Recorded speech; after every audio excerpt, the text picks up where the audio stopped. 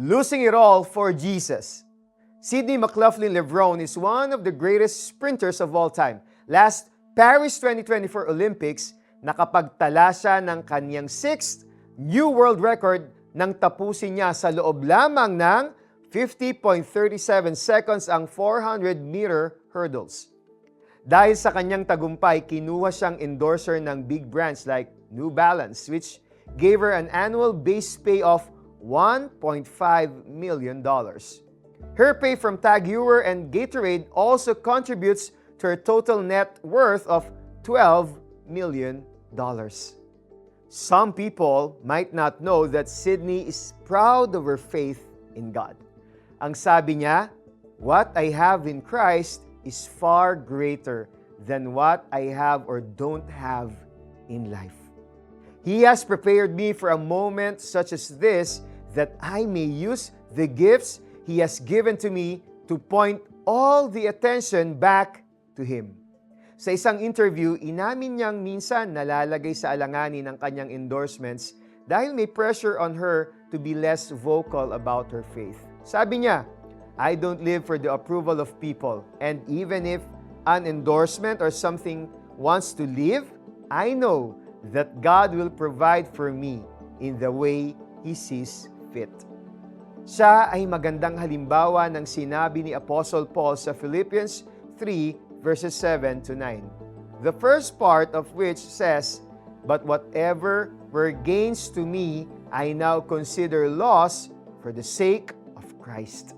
Walang kabuluhan ang lahat ng bagay sa mundo kumpara sa higit na mahalaga ang makilala at maranasan si Kristo.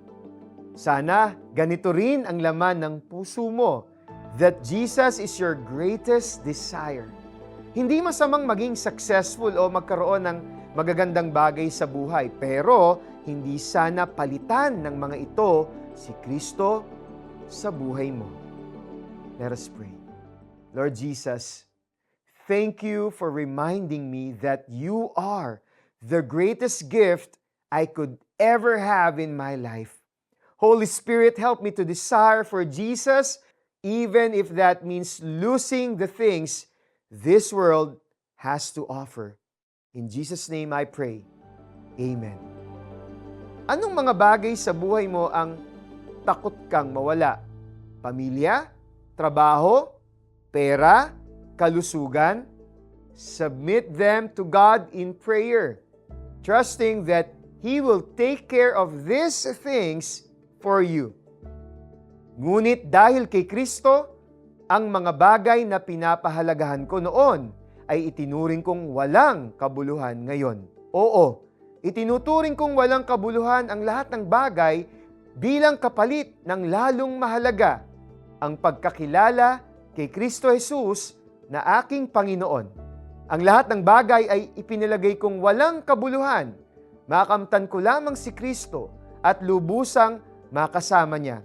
Ang aking pagiging matuwid ay hindi sa pamamagitan ng pagsunod sa kautusan, kundi sa pananalig kay Kristo. Ang pagiging matuwid ko ngayoy buhat sa Diyos sa pamamagitan ng pananampalataya. Mga taga-Filipos 3:7-9. Ako po si Eric Tutanyes. Ang ating tagumpay ay galing kay Kristo. Pagpalain ka pa ng Diyos.